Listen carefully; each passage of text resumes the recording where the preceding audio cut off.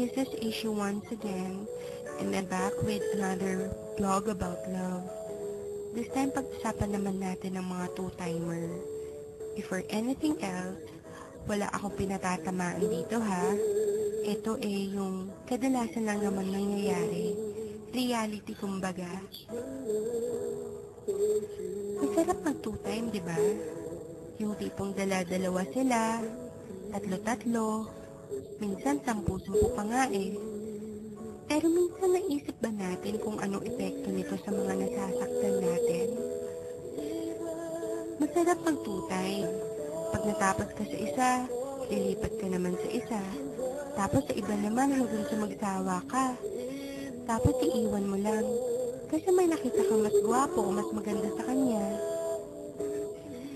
Minsan pag nag-away kayo ng number 1 mo, damay-damay pati yung second, third, and so forth.